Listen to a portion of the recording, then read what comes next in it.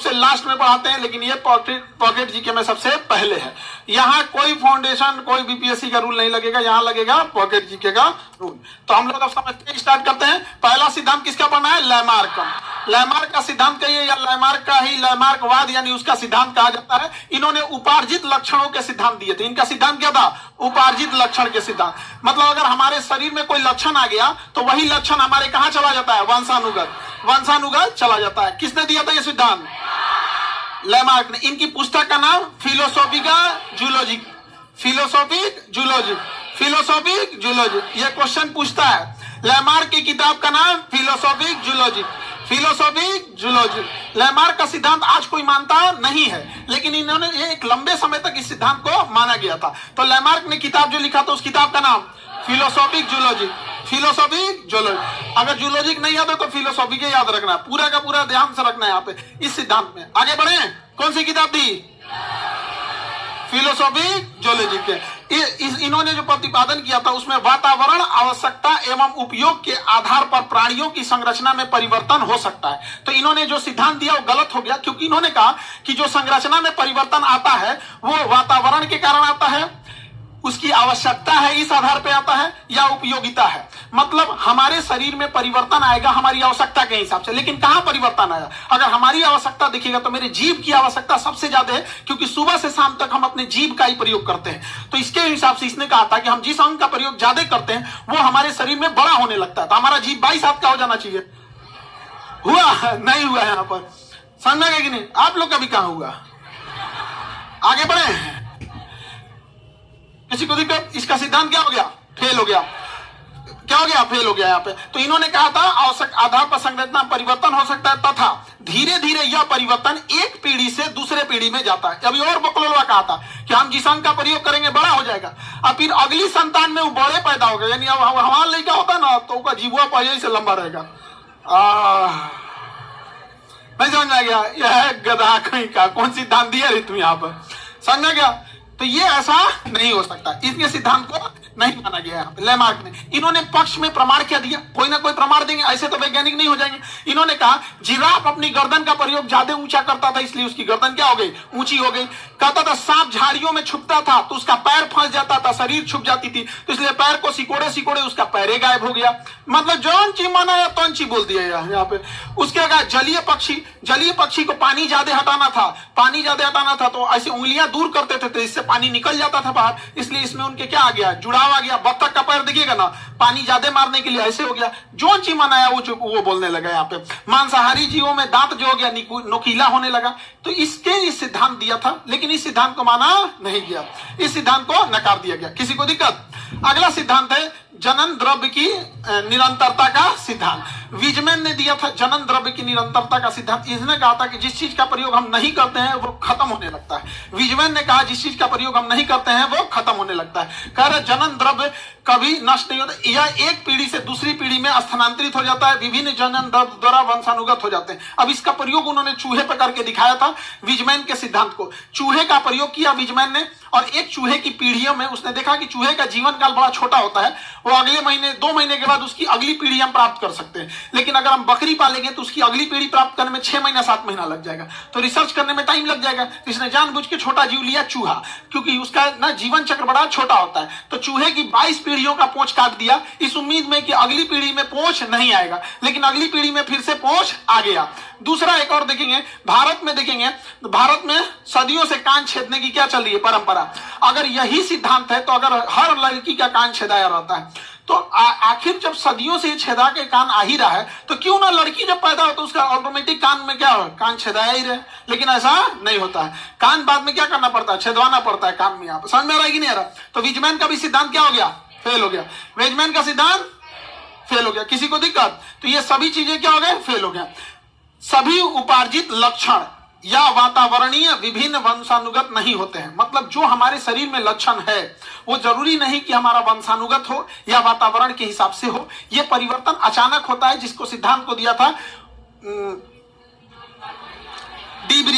Hugo de bridge ने दिया था। अब देखते हैं डार्विन का सिद्धांत। डार्विन और डी ब्रिज, यही दो का सिद्धांत सक्सेस रहा। लैमार्क और विजमैन का सक्सेस रहा, लैमार्क का फेल हो गया। अब क्वेश्चन क्या पूछेगा? जिराफ का सिद्धांत लैमार्क। सांप का पैर गायब हुआ, लैमार्क। चूहा पे प्रयोग, विजमैन। चूहे पे प्रयोग, फिलोसॉफिकल ज्योग्राफी का किसकी पुस्तक है? लैमार्क को सिद्धांत को माना गया, नकार दिया गया?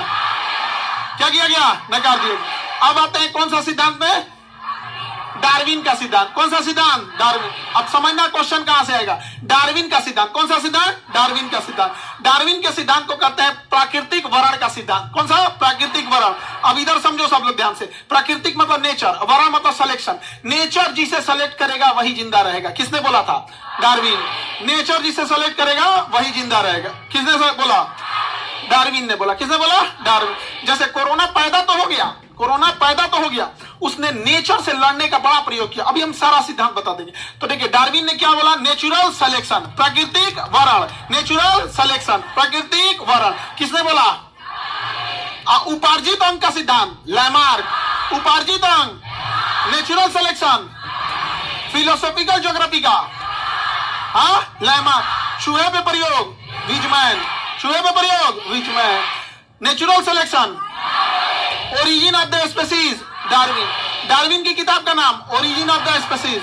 डार्विन की किताब, डार्विन का किताब origin of the species. Origin of the species दोनों का किताब पूछेगा और ये आगे भी पूछेगा। देखिए डार्विन का सिद्धांत कितना बेहतरीन था। डार्विन के प्रमुख सिद्धांत में सबके जीव जंतु में संतान उत्पन्न करने की प्रचुर क्षमता होती है। यानी कोई भी जानवर हो उससे बहुत सारे संतान उत्पन्न कर सकता है। इतना ना संतान उत्पन्न कर दिया कि हमारे दो छोटा परिवार, संपन्न परिवार, सुखी परिवार, ये सब करना पड़ गया, नहीं तो भर देता पृथ्वी।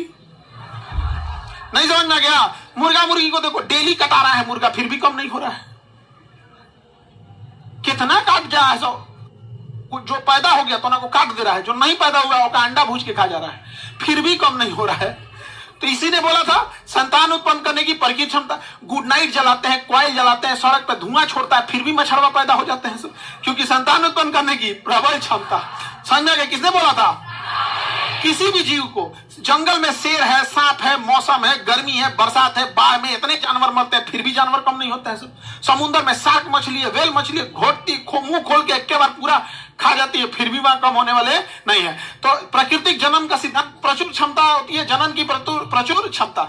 दूसरा क्या बोला था? जीवन संघर्ष अंतर जातीय। जीवन के लिए क्या होता है? संघर्ष होता है। पैदा तो हो गए, अब जीवन के लिए संघर्ष होगा। जीवन के लिए संघर्ष कैसा होगा? अंतर जातीय, अपने लोगों से खतरा। कुत्ता का बच्चा पैदा होगा, बड़का कुत्ता मार देगा। शेर पैदा होगा, दूसरा का शेर मार देगा। बिल्ली का बच्चा पैदा हुआ, नहीं देखी तो दूसरा मार देगा। मुर्गी का बच्चा पैदा हुआ, नहीं देखे तो कौवा के मार देगा। और उसका अंतर जाति, मतलब सेम जाति में मार सकता है, दूसरा भी मार सकता है। जैसे कुत्ता को काट लिया, अंतर जातीय संघर्ष। कुत्ता को आके कोई दूसरा जानवर आके मार दिया, अंतर जातीय। जैसे बकरी के बच्चा को कुत्ता काट लिया, अंतर जातीय। अंतर जाति, एक कुत्ता के बच्चा को दूसरा कुत्ता के बच्चा का, यानी ये दोनों संघर्ष किसके लिए? जीवन। अगर मान के चलिए कुत्ता के बच्चा को, कुत्ता का मान के चलिए बकरी है या कुत्ता का बच्चा, उसको दूसरा कुत्ता का बच्चा कुत्ता नहीं काटा तो अंतर जातीय लड़ाई से बच गया, जातीय लड़ाई से बच गया। शेर और नहीं खाया तो अंतर जाति से बच गया। इससे बच जाएगा ना तो ठंडा मार देगा उसको। वातावरण ही है सिद्धांत, वातावरण से नहीं लड़ पाएगा, या तो ठंडा मार देगा या तो कुछ मार देगा। समझ आ गया कि नहीं? क्या ठंडा मार देगा? नहीं तो गाड़ी उड़ी से कचरा आ जाएगा। देखिएगा ज्यादातर कुत्ता मरते हैं कचरा उचरा के। तो जनन उत्पन्न करने की क्षमता है, लेकिन जीवन के लिए क्या है? संघर्ष है। किसने बोला? किसने बोला? डार्विन ने बोला। उसके बाद क्या कहे? विभिन्नताएं क्या होंगी? विभिन्न। इतना पैदा होंगे सब, इतना पैदा होंगे सब कि एक जाति से दूसरी जाति भिन्न हो जाएगी। एगो देसिया कुत्ता अलग, सीबीएसई वाला अलग, गोर कुत्ता अलग, एगो डाबरमैन होता है एकदम पातर एकदम कूदते रहता है ऐसे यहाँ पे अलग, एगो एकदम कोढ़िया होते हैं सब। समझ में? लेब्राडोर खा के इतना मोटा आ जाएंगे सब, सुअर ऐसा। समझ में आ गया कि नहीं? अब कुछ कुत्ता होते हैं सब दुबरा, एकदम कितनों खाएंगे सब दुबरेले रहेंगे। यानी जन्म होगा तो उसमें क्या हो जाएगी? विभिन्नताएं आ जाएंगी। क्या आ जाएंगी? विभिन्नताएं आ जाएंगी। किसने बोला?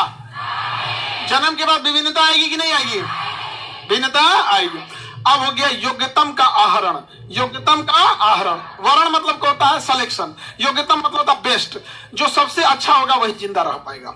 ये लैमार्क का सबसे अच्छा सिद्धांत था। डार्विन का सर्वाइवल मतलब जिंदा रह सकता है, survival of the fittest, survival of the fittest. जो सबसे मजबूत सबसे अच्छा रहेगा वही जिंदा रह पाएगा, बाकी सब मर जाएंगे, क्योंकि संघर्ष इतना बड़ा है। कोरोना को देखो, पैदा तो हो गया क्योंकि जनन की प्रचुर क्षमता थी, इतना पैदा हुआ कि चाइना से घूमते घूमते पूरी दुनिया पहुंच गया 21 साल के अंदर। लेकिन जीवन का संघर्ष किसका चालू हुआ? कोरोना का। कोरोना में ही देखोगे जातीय संघर्ष था। एक कोरोना का एक स्ट्रेन मजबूत, दूसरा स्ट्रेन कमजोर, एक स्ट्रेन मजबूत एक कमजोर। अंतर जातीय संबंध था, एक वायरस दूसरे वायरस को मार दे रहा था, वैक्सीन लेके हम लोग मार दे रहे थे।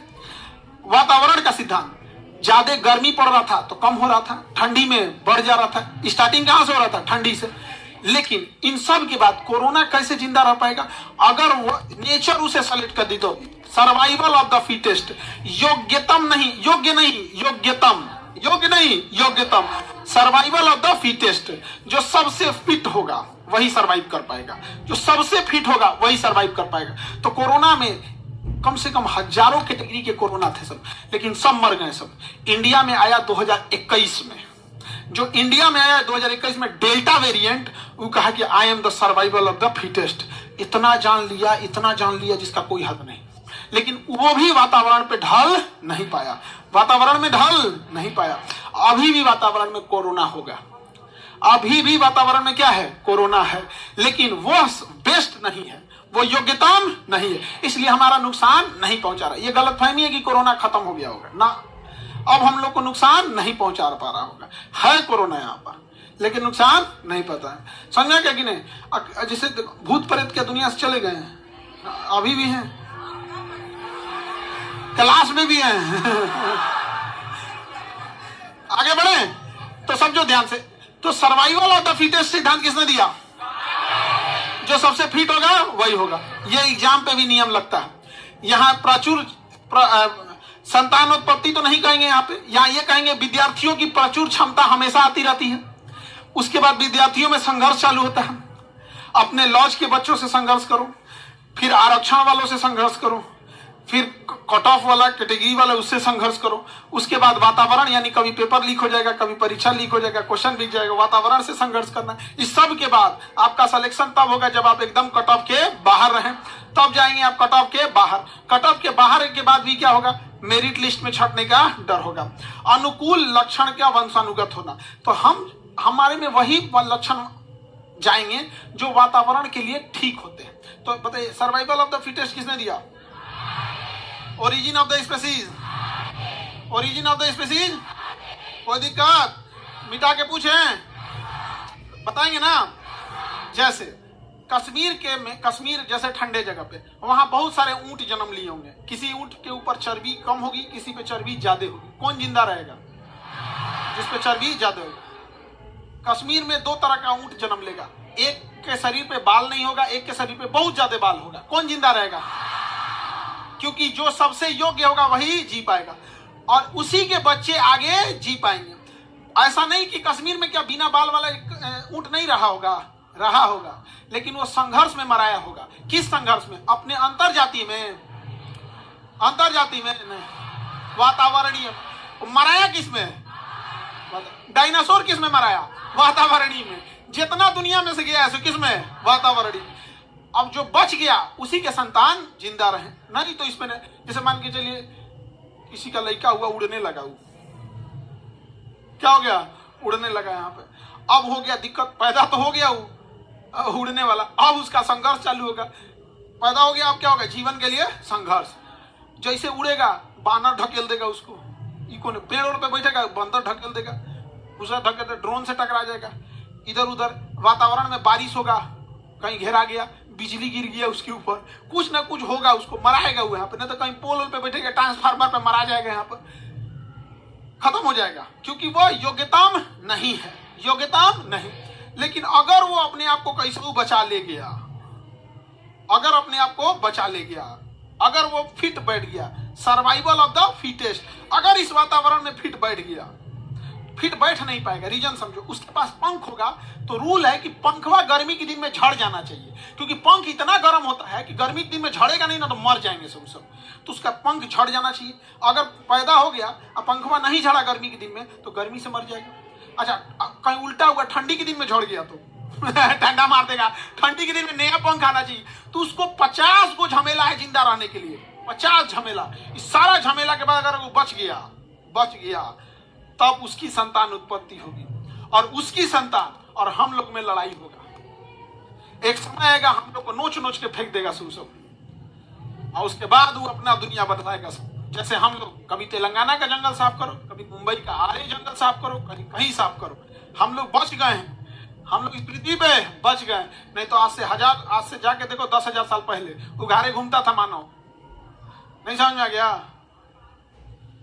धीरे धीरे क्या हो गया? फिट हो गया। तो सर्वाइवल ऑफ द फिटेस्ट किसने बोला था? Survival of the fittest, natural selection, किताब का नाम origin of the species, Darwin का सिद्धांत याद रहेगा। आगे बढ़ जाए तो वंशानुगत कौन सी चीजें जाएगी? जो वातावरण के लिए ठीक है वही कहां जाएगी? वंशानुगत। बाकी वंशानुगत नहीं जाएगा। जैसे कोई छांगूर हो गया, कोई क्या हो गया? छांगूर हो गया, उसकी 6 उंगली निकल गई, तो वातावरण में क्या हेल्प कर रहा है? कुछ नहीं। तो क्या उसके बेटा में भी 6 उंगली जाएगा? लेकिन कश्मीर में पैदा होने वाला जानवर, उसके शरीर में बहुत सारा बाल है, लेकिन वो वातावरण में जिंदा रहने में हेल्प कर रहा है, तो क्या वो अगली पीढ़ी में जाएगा? अगली पीढ़ी में जाएगा। किसी को कोई दिक्कत? उत्परिवर्तन का डार्विन का सिद्धांत सही था और एक डी ब्रिज का सिद्धांत था। किसका? डी ब्रिज का। डी ब्रिज का सिद्धांत का नाम है उत्परिवर्तन। डी ब्रिज के सिद्धांत का नाम, डी ब्रिज का सिद्धांत याद रहेगा। अचानक से हुआ परिवर्तन क्या कहलाता? उत्परिवर्तन। अचानक से हुआ परिवर्तन, उत्परिवर्तन। कोई दिक्कत? जैसे आप अभी समझाएं, अचानक से कोई बच्चा जन्म लिया जिसका पंख रहेगा, तो वो क्या कहलाएगा? उत्परिवर्तन। तो जब भी उत्परिवर्तन होगा, जब भी क्या होगा? उत्परिवर्तन, तो उसके बाद किसका नियम लग जाएगा? डार्विन का। उत्परिवर्तन से जन्म तो ले लेंगे, उत्परिवर्तन से क्या ले लेंगे? जन्म तो ले लेंगे, लेकिन जीवन के लिए संघर्ष हो। वो या तो वातावरण मार देगा, या तो उसी के जाति वाला मार देगा, या उसके बाहर वाला जाति वाला मार दिया, और नहीं मराया तो एक लंबे समय तक अपने आप को वो योग्य सिद्ध नहीं कर पाएगा, मर जाएगा। कई बार देखिएगा किसी गांव में कभी सुनते होंगे, कोई ऐसा बच्चा जन्म लिया जिसका 3 गो आंख हो गया। कई बार ऐसा होता, अजीब टाइप का जन्म ले लिया, यहाँ पे पूंछ रह गया, यहाँ पे जन्म तो लेने को ले लिए, वो कहलाएगा उत्परिवर्तन। अचानक से होने वाला परिवर्तन, उत्परिवर्तन। लेकिन उत्परिवर्तन सिद्धांत किसने दिया? D bridge. अरे उत्परिवर्तन सिद्धांत, डी ब्रिज। उत्परिवर्तन से जन्म तो ले लेते हैं, उत्परिवर्तन से क्या ले लेगा? जन्म। उत्परिवर्तन से क्या ले लेगा? लेकिन सरवाइव करेगा। सरवाइव किससे करेगा? डार्विन से। किसे करेगा? डार्विन से। अगर सारा लड़ाई जीत गया तो सरवाइव कर जाएगा। तो लोग कहेंगे ना, पहले मुर्गी की पहले अंडा, पहले मुर्गा।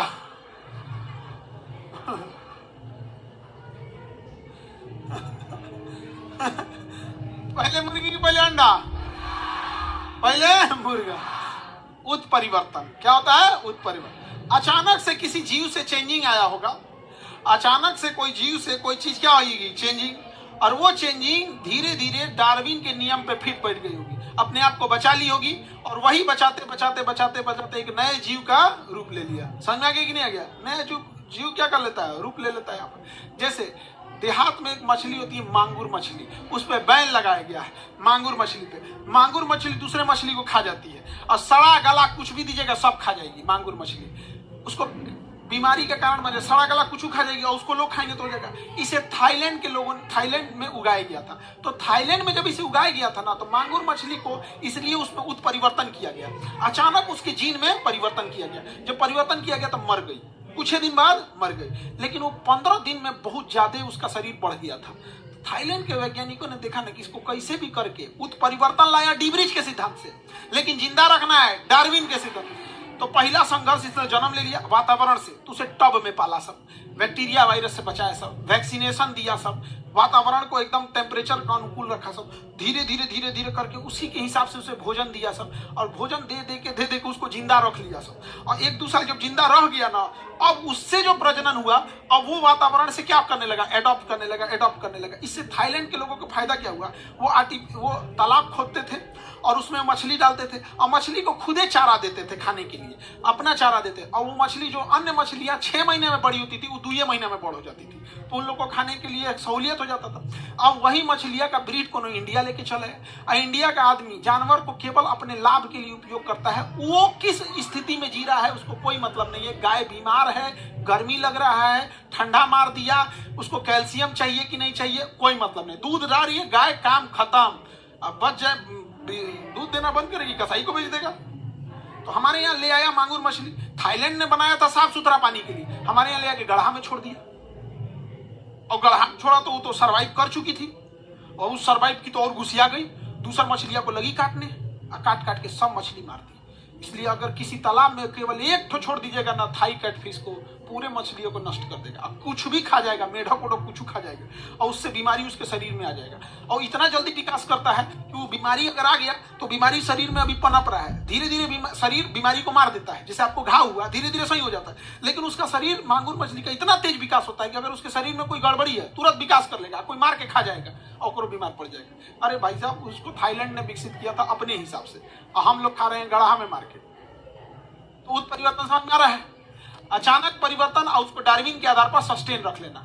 उत्परिवर्तन को और डार्विन समझ में आ गया, ये दोनों होशियार था सब। डी ब्रिज होशियार था जिसने उत्परिवर्तन दिया, और डार्विन होशियार था जिसने प्राकृतिक संरक्षण का सिद्धांत दिया। और उधर या दोनों बकलोल था सब, लैमार्क और विजमैन, लैमार्क और विजमैन, याद रहेगा, हटा दे। उत्परिवर्तन समझ में आ गया। उत्परिवर्तन का सिद्धांत किसने दिया? उत्परिवर्तन का सिद्धांत, इसके अनुसार कुछ पादपों तथा जंतुओं में क्रमिक विकास नहीं होता है, वरना उसमें अपितु उसमें क्या होता है, आकस्मिक, मतलब अचानक ही चेंजिंग होता है। जीन की संरचना में आय या परिवर्तन एक पीढ़ी से दूसरी पीढ़ी में चला जाता है, एवं अचानक एक नई पीढ़ी का क्या हो जाता है, उद्भव हो जाता है। लेकिन यह नई पीढ़ी जिंदा रहेगी या नहीं रहेगी, ये कौन डिसाइड करेगा? डार्विन।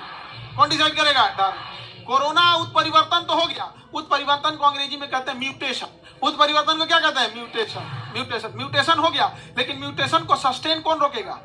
डार्विन। कौन रोकेगा? डार्विन नहीं, बल्कि डार्विन का सिद्धांत। आप कहना जो चाहते हैं हम समझ रहे हैं, आप डार्विन बोलिए। उत्परिवर्तन को सर्वाइव कौन करेगा? Origin of the species, philosophical geography का, natural selection, Darwin. Survival of the fittest, जीवन के लिए संघर्ष, जिराफ की गर्दन, लैमार्क। चूहा की पहुंच, विजमैन। चूहे की पहुंच, म्यूटेशन यानी उत्परिवर्तन, D bridge. D bridge mutation धीरे धीरे या अचानक, लेकिन उसे सस्टेन करना इजी है या मुश्किल है? बहुत मुश्किल है, बहुत ज्यादा मुश्किल है। सर्वाइव नहीं कर पाएगा यहाँ पे। जैसे एक बहुत अच्छे ब्रीड का कुत्ता होता है, हस्की नाम होता है, रसिया में होता है, यहाँ ले आके पालोगे तो सर्वाइवल ऑफ द फिटेस्ट, क्योंकि उसका शरीर में इतना मोटा चर्बी होता है, बाल होता है, और गर्मी के दिन में यहाँ पागल हो जाएगा एकदम, समझ में? पागल हो जाएगा। तो अपने यहाँ का कुत्तवन सबको देखो ना, चमड़वा पातर, और बाल के नाम पे खौरा जाएगा, अधर दिन भर खजुआट रहेगा, 5 कदम चलेगा सब मुड़ के खजुआते रहेगा। दूर सोचा तू नहीं समझ में आ गया? वो चमड़वा एकदम क्या रहेगा? पातर रहता है, क्योंकि हमारे वातावरण के हिसाब से है, और उसपे से बेचारे पे मक्खी लगल रहेगी, सब बेचारा परेशान रहेगा। इन्ने उन्हें जाएगा तो वो ढेला चला देगा, कुछ चला, परेशान रहता है सब। हमको यार क्या जिंदगी है, कोई मार के चल जाता हमको, काश हम भी पागल हो जाते, पूरी दुनिया डरती। कुत्ता का इज्जत तभी होता है या तो पशुआ है या तो पागल है। पागल है तो सब लोग डरा जाते हैं, ओ बाप पागला है। आगे बढ़े। उत्परिवर्तन समझ में आ गया? उत्परिवर्तन हम कर सकते हैं कि नहीं कर सकते? पादपों में इसी को कर दिया जाता है उत्परिवर्तन, म्यूटेशन या क्लोनिंग कर सकते हैं, उसी में से चेंज किया जा सकता है। समझ में आ गया कि नहीं आएगा? उत्परिवर्तन करके फिर उसको डार्विन के आधार पर उसको सर्वाइव करके दिया जा सकता है। समझ में आ रहा है कि नहीं आ रहा? उत्परिवर्तन का सिद्धांत समझ में आ गया कि नहीं आएगा? इसे होता भी है ऐसे उत्परिवर्तन। सपोज कीजिए कि कोई ऐसा पौधा है, जैसे गन्ना है, गन्ना देख रहे हैं, उसमें अचानक चेंजिंग कीजिए कि मोटा हो जाए, लेकिन मोटा गन्ना सर्वाइव नहीं कर पाएगा। चेंजिंग तो ला दिए, अब सर्वाइव करने के लिए उसे लेबोरेटरी में रख के उसके 1-2 पीढ़ियों को सर्वाइव करके उसी हिसाब से विटामिन मिनरल देना पड़ेगा, और उसके बाद अगर सर्वाइव कर दिया तो गन्ना कितना मोटा होगा? बांस बराबर। सर्वाइव नहीं कर पाएगा, लेकिन हम लोग सर्वाइव नहीं कर हो गया तो किसान कितना सुखी हो जाएगा। समझ में आ गया? जय विकास एवं जय विकास के प्रमाण। जय विकास में धीमी गति से होता है, जय विकास ही तो सब समझते हैं। विकास तो होता है धीमे, लेकिन उत्परिवर्तन तेज। जय विकास धीरे, लेकिन उत्परिवर्तन तेज। जय विकास के सिद्धांत एवं उसके प्रमाण की उपलब्धता के कारण सभी वैज्ञानिक इसके सहमत हैं कि जीवों का विकास कालांतर में हुआ है तथा सतत प्रक्रिया, मतलब एक लंबी प्रक्रिया चलती जा रही है जो आज भी क्रमिक रूप से चालू है। हम धीरे धीरे आज भी, हम लोग का कान ये धीरे धीरे छोटा होते जा रहा है, छोटा होते जा रहा है। तुम गौतम बुद्ध का कान देखना बड़ा हो जाए, भाई हम लोग का कान क्या होता जा रहा है, छोटा हो जा रहा है। हम लोग की हाइट घटते जा रही है। अभी हम लोग की हाइट इतनी नहीं थी, नॉर्मल हाइट का आदमी ऐसा नहीं था। पहले हम लोग का जो वातावरण था, इसमें वातावरण में आज से लगभग 3 से 4 हजार साल पहले 6 फीट की हाइट कॉमन होती थी। आज 6 फीट की हाइट नहीं हो गई है। लड़की सबका तो और समस्या होते जा रहा है, नहीं समझे? हाँ बेचारी सब तो और पता नहीं क्या होते जा रहा है एकदम। 3.5 फीट। आगे बढ़े। अब देखो यहां हमको समझना है, कई ये क्वेश्चन भी आते हैं, इसको याद रखना, आप लोग को सीक्वेंस याद रखना है। 2 जीव में आपस में लक्षण होते हैं। कई बार देखिएगा मेल फीमेल के लक्षण को ट्रांसजेंडर हम लोग बोलते हैं। उसमें पुरुष एवं मादा दोनों के लक्षण होते हैं, उसे क्या कहेंगे? ट्रांसजेंडर। पहले हम लोग ट्रांसजेंडर को समाज में बुराई के तौर पे देखते थे। अभी ट्रांसजेंडर के लिए समाज ने आरक्षण किया है, जो जरूरी भी है, क्योंकि उसमें उस व्यक्ति की कोई गलती नहीं है। और समाज हमेशा गलत बोलने लगेगा उसको कोई नौकरी देगा नहीं। और कहीं पैसा मांगेगी सड़क पे या रोके तो का ये सबको खाली पैसे मांगना रहता है। अरे भाई तो तुम नौकरी दे दे, नौकरी देगा नहीं का। वो सब बहुत समाज के लिए भलाई करते हैं। कम से कम हम लोग अपने सोसाइटी में शांति से रहते हैं। युद्ध जब हुआ था ना पाकिस्तान से कारगिल, वो लोग चंदा दिए थे लोग, सोचिए। तो हम लोगों ने अगर कहेंगे मेल और फीमेल का जो बीच की कड़ी रहेगा तो ट्रांसजेंडर। क्या चीज कहेंगे? ट्रांसजेंडर। उसी तरह से कई बीच के कड़ी हैं जिससे सवाल आपसे पूछता है। जैसे आपका पहला जो होता है मछली, पीसीज वर्ग में आता है। देखो ये वर्गीकरण को इसको हम बता देते हैं। जितने मछली होते हैं उन्हें टेक्निकल नाम में पीसीज कहते हैं। क्या कहेंगे? पीसीज। जो मेढक वगैरह हो गए जो दोनों जगह पे रह सकते हैं उसे क्या कहेंगे? एम्फीबियन। मछली को पीसीज, दोनों जगह रह सकता है एम्फीबियन। रेंगेगा तो रेप्टिलिया, रेंगेगा तो जमीन पानी दोनों पर रहेगा एम्फीबियन। उड़ेगा तो एबीज, उड़ेगा तो एबी। तैरेगी तो पीसीज। मछली को पीसीज, उड़ने वाले को एबीज, उड़ने वाले को एबीज। ये क्वेश्चन आपको ना कई बार जीएस में ना देके रीजनिंग में दे देता है, रीजनिंग में दे देता है। जब पक्षी का संबंध एबीज से है, मेढक का संबंध एम्फीबियन से है, तो मछली का संबंध किससे? इस टाइप का दे देता है। मछली पीसीज, इसी से बना है पीसी कल्चर। समझ में आ गया? मछली पालन पीसी। तो मछली के ग्रुप को पीसीज, मछली के ग्रुप को पीसीज। रेंगने वाले को रेप्टिलिया, उड़ने वाले को एबीज, स्तनधारी को मैमिलिया। हम लोग किसमें आएंगे? मैमिलिया। हम लोग किसमें आएंगे? मैमिलिया। किसमें आएंगे? मैमिलिया की पहचान वो अपने बच्चे को दूध पिलाता है। समझा गया? मेल और फीमेल में स्तन होते हैं दोनों में, लेकिन फीमेल में स्तन ग्रंथि होती है जो एक उम्र होने के बाद स्तन ग्रंथि काम करना प्रारंभ कर देती है। लेकिन बचपन से ही स्तन ग्रंथि काम नहीं करेंगे। तो मेल और फीमेल दोनों स्तनधारी में आते हैं, लेकिन स्तनधारी किसके पास? स्तन ग्रंथि किसके पास होती है? फीमेल के पास। तो मानो किसमें आएगा? स्तनधारी। बकरी, गधा, घोड़ा, भैंस, सब पर्यायवाची तुम लोग का। पर्यायवाची समझते हो? हाँ, क्या होता है पर्यायवाची? सिनोनिम्स। किसका सिनोनिम्स था ये? आप लोग का। आगे बढ़े। ये क्या नाम दे? सर मेरी चाची FIR नाम डाल दी है, मैं नौकरी नहीं कर पाऊंगा, प्लीज हेल्प कीजिए। ऐसा रहे तो सब चाची लोग नौकरी खाते रह जाएंगी लोग। हाँ, ऐसा कुछ नहीं होता है। FIR नाम डालने से कुछ नहीं होगा। चार्जशीट से अपना नाम हटवा लीजिएगा, प्रूफ दे दीजिएगा कि हम यहाँ नहीं थे। समझ में आ गया कि नहीं आ गया? सॉलिड प्रूफ है तो ठीक है, सॉलिड प्रूफ है तो ठीक है। जैसे हॉस्पिटल में एडमिट थे, CCTV फुटेज है, कहीं कुछ है।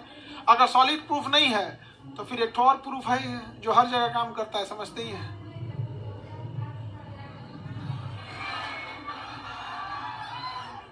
एक तो ऐसा प्रूफ है जो हर जगह काम करता है। उस प्रूफ को केवल बहुत सारा प्रूफ होता है। फर्जी नहीं होना चाहिए, ऐसा कि लिख देते हैं फर्जी ना, उससे क्या मतलब होता है। आगे बढ़े, पांचों नाम याद रहेगा। हम लोग किसमें आएंगे? मेमिलिया। देखो हिंदी नहीं देगा, स्तनधारी देगा नहीं, अंग्रेजी लिख देगा मेमिलिया, ऐसे ही लिख देगा मेमिलिया। एविज में पक्षी, रेप्टिलिया में सांप वगैरह, छिपकली रेप्टिलिया में, रेप्टिलिया दोनों जगह रह जाएगा। और मछली, मछली किसी सब में रीढ़ की हड्डी होती है। इन सब में क्या होती है? रीढ़ की हड्डी। जिसमें रीढ़ की हड्डी होती है उसको क्या कहा जाता है? मेरुदंड कहते हैं। देखो समजात जीव, असमजात जीव। समजात असमजात से पहले, समझने से पहले यहाँ कहा गया, कड़ी नहीं दिया है, एक सेकेंड, जीव जंतुओं के बीच की कड़ी, ये रहा कड़ी, पादप एवं जंतु की कड़ी। पहले इसको याद करा देते हैं, फिर इसको याद कराएंगे। देखिए कुछ योजक कड़ियों के उदाहरण। कड़ी के उदाहरण समझिए, जैसे मेल फीमेल का उदाहरण आप समझ में आ गया। मेल फीमेल का उदाहरण ट्रांसजेंडर। बीच की कड़ी क्या हो जाएगी? ट्रांसजेंडर। अभी पहले इसको समझा देते हैं। उसी तरह सजीव और निर्जीव के बीच की कड़ी वायरस। सजीव और निर्जीव की कड़ी वायरस एक निर्जीव की तरह होता है। जैसे पाउडर, कैसे हम लोग शरीर पे पाउडर मार लिए, पाउडर वह जिंदा होगा, वायरस वह जिंदा हो जाता है। वो पाउडर ऐसा रहता है, वायरस वह पाउडर ऐसा रहता है। हाथ पर रखेंगे ना जिंदा हो जाएगा। आ गया मेरा मालिक, आ गया। चलिए मालिक को सुता देते हैं, जा सीधाने अगरबत्ती जलेगा। नहीं समझे? सीधाने क्या जलेगा? मतलब मर गए। सीधाने अगरबत्ती का मतलब क्या होता है? मर गए। तो वायरस सजीव है या निर्जीव? हाँ दोनों है। अगर उसको किसी लोहा वहां पे रखेंगे तो निर्जीव, ऐसे देखेंगे कैसन है, तुरंत सजीव हो जाएगा। बहुत कचरा होता है सजीव और निर्जीव के बीच की कड़ी। इसीलिए ससुरा जल्दी मरते नहीं है सब, निर्जीव की तरह पड़ा रहेगा। खाना पीना किसी चीज की जरूरत नहीं, जैसे स्टार्ट होगा तुरंत अपना क्या करेगा? सजीव हो जाएगा। और सजीव होने के बाद हमारी कोशिका के पास जाएगा और कहेगा आप ही हैं, एक कोशिका से दूसरी कोशिका को बनाते हैं, फोटोकॉपी मशीन आप ही हैं। हमरो तनी फोटोकॉपी निकालिए तो 8 गो 10 गो हमारे ही शरीर से हमारा ही फोटोकॉपी बनवाएगा अपना, और धीरे धीरे हमारे शरीर में बढ़ जाएगा। समझ में कि नहीं आ गया? अगर इधर बाहर इधर उधर है तो आदमी मार दिया। कोरोना फेफड़वा में घुस गया था, कहा था कि हमारा तनी कॉपी बनाई, तो फेफड़वा में घुस के इतना ना कॉपी बना दिया, इतना कॉपी बना दिया कि फेफड़ा में सांसें लेने का जगह नहीं बचा। फेफड़ा बंद कर देता था। ये इतना शरीर में क्षमता बढ़ा देता था। और फेफड़ा उसको बाहर फेंकने की कोशिश करता था। तो बाहर कैसे फेंकेगा? तो हमारा WBC उसे मारता था, तो WBC को मारता था, तो दोनों की लाश गिरी रहती थी, WBC भी और कोरोना का। हम लोग फेंकते थे तो वही खेखार के रूप में निकलता था, डेड बॉडी था सब। समझ में आ गया कि नहीं? डेड बॉडी था किसका? WBC और कोरोना का, WBC और कोरोना। समझ में गया? और वो आराम से निकल सके डेड बॉडी, इसलिए शरीर में म्यूकस यानी छिपछिपा पदार्थ मिला लिया था कि निकलने में आसानी हो जाए। तो बताओ सजीव निर्जीव के बीच की कड़ी, में सजीव का भी गुण है और निर्जीव का भी गुण है। उसी तरह पादप और जंतु के बीच की कड़ी। पादप कहता है कि हमको भोजन देने की जरूरत नहीं है, हम अपने से बना लेंगे। और जंतु कहता है कि हम कोनो ना कोनो चीज को खाएंगे। या तो हम शाकाहारी रहेंगे तो पेड़ पर सब्जी नोच के खा जाएंगे, और मांसाहारी रहेंगे तो कौन चलता फिरता जीव को पहले सुताएंगे, फिर काटेंगे, खा के खत्म कर देंगे। यहाँ पे तो दूसरे को पकड़ के खाने वाला जंतु, और अपना भोजन खुद बनाने वाला हम लोग क्या है? जंतु। या तो साग सब्जी नोच के खाएंगे या कुछ भी। मुंह बंद कर दीजिएगा ना तो हम लोग मर जाएंगे। अगर खाना नहीं खाएंगे तो हम लोग मर जाएंगे। अब पेड़ पौधा कोई दिक्कत नहीं है, आराम से पानी दीजिए तो भी ठीक है, कहेगा तोरा भरोसे बैठा लेने भाई। ऐसे छोटा मोटा पौधा समझा हमको, गमला में है तुम्हारे, अपन सप्लाई लाइन रखे हैं, RO वाटर। नहीं समझे? आपके पानी के भरोसे है। कौन जंगल में पानी डालने जाता है? एगो गमला में पानी डालते हो, 8 गो पौधा में डालोगे तो 13 को सुखा दोगे। आगे बढ़े तो पादप और जंतु के बीच की कड़ी युगलीना। पादप और जंतु के बीच की कड़ी मतलब ये अपना भोजन भी बना लेता है, और इसके आसपास में कोई गुजरेगा तो पकड़ के खाई हो जाता है। समझ में कि नहीं? दोनों, जैसे मान के चलिए आम का पेड़ है, अपना भोजन बना लेता है, आप आम तोड़ने गए तो पकड़ के खा गया आपको। चलता है भाई, जरूरत था ऊर्जा का। ऐसे ही करता है कौन? युगलीना। युगलीना खाई हो जाता है दूसरे को पकड़ के। तो पादप और जंतु के बीच की कड़ी, फोटो दिखा दे। एनिलिडा और ऑर्थोपोडा।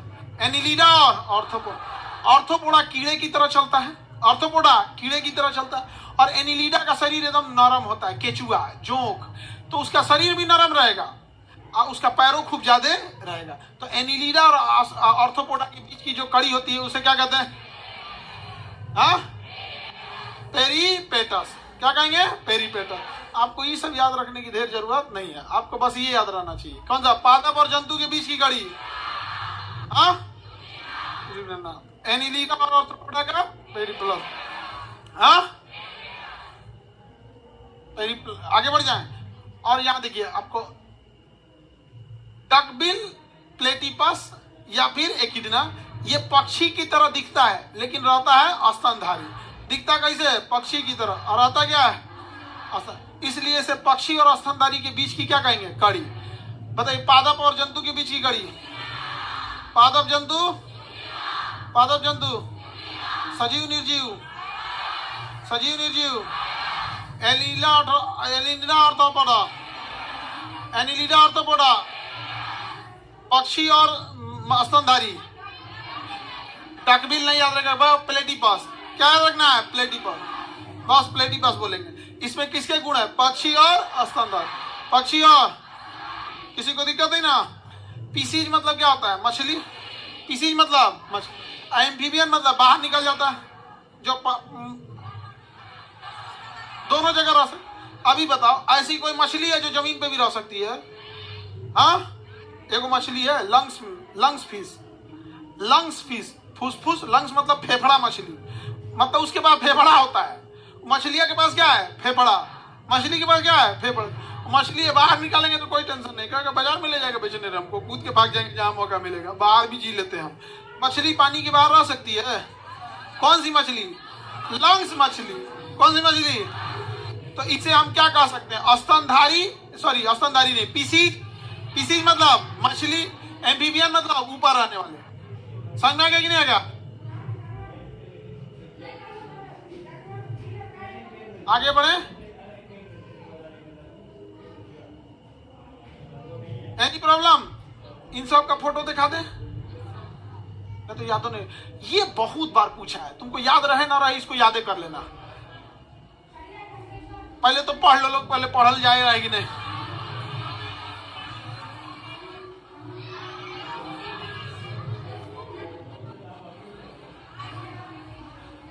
मेजर हम लोग को पढ़ले नहीं जा रहा है।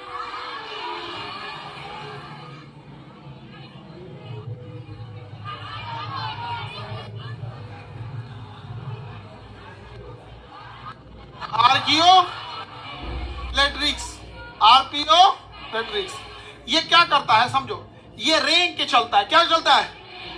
और फिर उड़ियो जाता है। चलता है रेंग के और फिर उड़ जाता है। जैसे सांप का पंख लगा दो, क्या करो? सांप का पंख लगा दो। चलेगा कैसे? रेंग के, और फिर उड़ जाएगा। रेंग के चलेगा इसलिए, और सरीसृप। रेंग के चलेगा इसलिए सरीसृप, और उड़ जाएगा इसलिए पक्षी। तो पक्षी और सरीसृप के बीच की कड़ी को क्या कहते हैं? आर्कियोप्लेट्रिक्स। आर्कियोप्लेट्रिक्स। फोटो दिखा दें?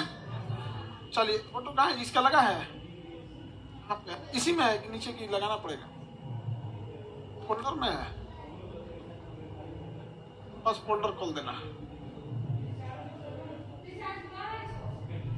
कहाँ है? ये दिखता का ही नहीं इमेज हुआ। अच्छा देखो भाई, अब इधर समझो, यहां हम देख फोटो पर दिखाते हैं, आप पहचानिएगा क्या है। ये है आपका आर्कियोप्लेट्रिक्स। आर्कियो,